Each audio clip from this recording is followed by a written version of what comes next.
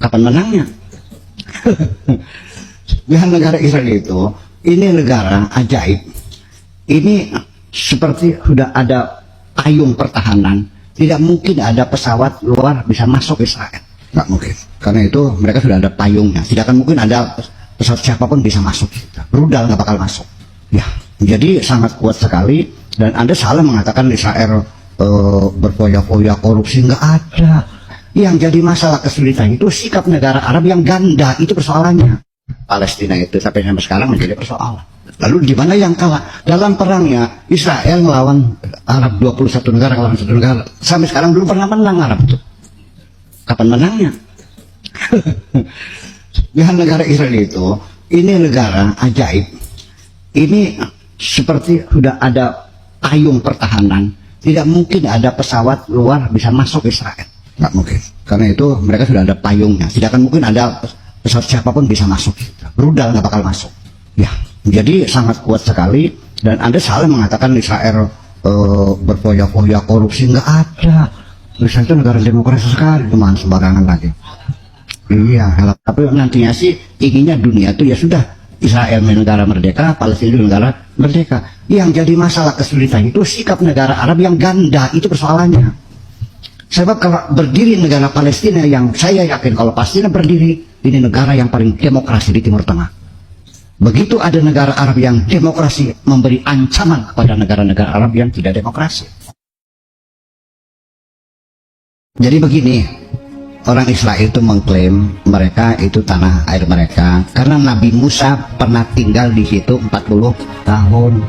Dijawab oleh orang Arab, Nabi Musa ke situ tuh adalah tersesat. Kalau orang tersesat, bagaimana mengklaim itu tanah airnya? Jadi mengklaim tanah air tersesat itu nggak bisa dong. Iya kan gitu. Jadi beginilah bahwa sesungguhnya kita sendiri juga berpikir begini, Israel ini kan anak cucunya Nabi Yakub.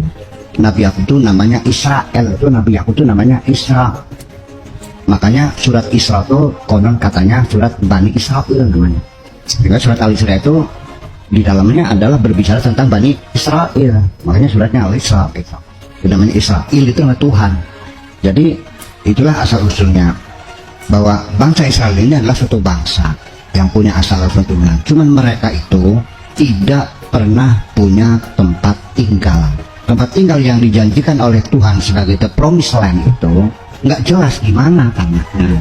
Selama dalam perjalanan sejarah bangsa Yahudi atau Bani Israel ini selalu terlunta-lunta dan selalu dinistakan lah. Dari sejak zaman Fir'aun ya mereka dibunuh-bunuhin, di Hitler ya dibunuh-bunuhin, di Jazirah Arabia ya diusir-usirin. Yang mengusir orang-orang Yahudi dari Jazirah Arabia itu kan Sayyidina Umar, dihabisin semuanya sampai tidak ada sepotong Yahudi pun yang tinggal di Madinah, semuanya harus keluar. Di Hitler 6 juta digas, dibunuh semuanya itu. Ini bangsa dunia kan melihat Yahudi kan iba. Jadi berdirinya negara Israel sekarang ini itu apakah ada kaitannya dengan Yahudi, apakah dengan Bani Israel, ataukah itu ideologi baru yang disebut Zionisme. Nah, Zionisme itu muncul pikiran dari seorang wartawan Yahudi namanya Herzl. Dia bercita-cita ingin mendirikan Zion. Zion itu adalah sebuah tempat benteng, namanya bahasa Arabnya Sohyun, bahasanya Zion. Nah, jadinya Zionisme itu adalah satu paham radikal mereka mendirikan satu negara. Waktu itu negara Arab terbagi, ada yang dijajah Perancis, ada yang dijajah Inggris. Yang dijajah Perancis itu bagian Afrika Utara, ini cerita jadi panjangnya, seperti Maroko, Aljazair, Tunisia itu ya. Tapi yang lainnya sampai Irak semua itu, sampai Saudi Arabia, Yaman, semua jajahan Inggris. Nah, Herzl itu akhirnya menemui seorang Menteri Luar Negeri Inggris namanya Balfour namanya. Dia minta belas kasihan bahwa kami suatu bangsa, eksis kami bangsa. Kami tidak sama dengan Armenia, kami tidak sama dengan Kurdi, kami tidak sama dengan Arab, kami tidak sama dengan Egypt, kami ras kami Yahudi. Kami ingin mendirikan negara. Gimana negara yang dibangunnya? Terserah. Kami hanya minta sebidang tanah sekecil apapun. Katakanlah seperti negara Nauru ya. Ya hanya negaranya hanya sekitar berapa kilometer lah, kecil sekali di sebelah sananya Solomon Island ya. dekat Afrika sana, dekat Australia. Ya, sekarang lagi bangkrut negaranya. Itu penduduknya hanya 14.000 orang. Dulu kaya raya, sekarang udah bangkrut lagi. Mereka minta pulau atau apapun terserah Inggris mana saja. Nah itulah lalu Kementerian Luar Negeri Inggris itu melalui Balfour, namanya Perjanjian Balfour, itu memberikan surat janji kepada Zionisme itu, kami akan memberikan tanah. Ya kan gitu. Tadinya mintanya itu di Eritrea. Tetapi nggak tahu bagaimana hasil keputusan pemerintah Inggris akhirnya menyerahkan memberikan tanah di daerah Palestina. Karena di situ ada cikal bakal, ada kaitan sejarah, yaitu adanya Haikal Sulaiman, Sinagog Sulaiman juga di situ, Kerajaan Daud juga di situ. Nah maka akhirnya diberilah sepotong tanah yang hanya berapa ribu hektar lah, makanya hanya Tel Aviv sekitarnya itu. Sekarang menjadi besar itu mereka beli dari rakyat Palestina, beli. Saya mengerti beli, tapi kan ada tekanan politik karena waktu itu kan masih dijajah oleh Inggris. Kayak kita zaman dulu kan dibeli kan tanah kan, tapi kan dibeli semenang-menang kan, betul nggak?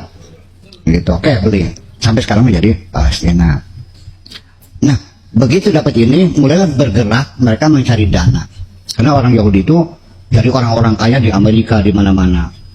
Nah makanya seorang pencari dana itu namanya Golda Meir. Golda Meir itu seorang perempuan Yahudi, dia yang mencari dana sampai cukup dana dan berdirilah negara Israel. Maka dialah perdana menteri yang pertama kali namanya Golda Meir. Oke. Jadi sekarang persoalannya setelah Inggris pergi menjadi persoalan berikutnya, negara Palestina pun belum ada, etnis ada tinggal di situ. Disitulah dua berdampingan. Dunia menghendaki negara itu sama-sama adanya equality, bahwa Palestina negara merdeka, ya Israel juga negara merdeka. Tetapi kan Israel juga kan tidak nyaman ada negara Palestina yang ada di sampingnya, sedangkan tanahnya kan terkotak-kotak menjadi susah kan, ada bagian sana masuk bagian sini. Kayak Berlin Barat, Berlin Timur, adanya di mana kan gitu. Sebetulnya resolusi PBB itu sudah ratusan, lebih dari 290 resolusi PBB mengatur berdirinya negara Palestina itu, sampai sekarang menjadi persoalan. Lalu di mana yang kalah? Dalam perangnya Israel melawan Arab 21 negara, melawan 1 negara. Sampai sekarang belum pernah menang Arab itu. Kapan menangnya? Dengan negara Israel itu, ini negara ajaib. Ini seperti sudah ada payung pertahanan, tidak mungkin ada pesawat luar bisa masuk Israel, nggak mungkin, karena itu mereka sudah ada payungnya. Tidak akan mungkin ada pesawat siapapun bisa masuk, rudal nggak bakal masuk ya. Jadi sangat kuat sekali. Dan Anda salah mengatakan Israel berpoya-poya korupsi, nggak ada. Israel itu negara demokrasi sekali, cuma sembarangan lagi. Iya, salah paham. Jadi levelnya berbeda. Jadi sekarang mah orang Palestina pengennya Israel dibubarin, berdiri Palestina, yang nggak bisa dong. Ini de facto di sini negara sudah, Israel sudah mendapat pengakuan PBB, Palestina pun sebagai pengakuan sebagai hak otonomi sementara. Nah perundingan ini masih terus macet, belum pernah selesai. Tapi nantinya sih inginnya dunia itu ya sudah, Israel negara merdeka, Palestina negara merdeka. Yang jadi masalah kesulitan itu sikap negara Arab yang ganda, itu persoalannya.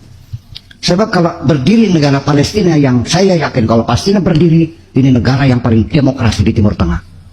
Begitu ada negara Arab yang demokrasi memberi ancaman kepada negara-negara Arab yang tidak demokrasi. Itu persoalan. Jadi ada permasalahan itu. Jadi saya jadi bingung, jadi komentarnya jadi susah banget ini mah. Ya mudah-mudahan saja Allah kasih daya semua lah gitulah. Oke.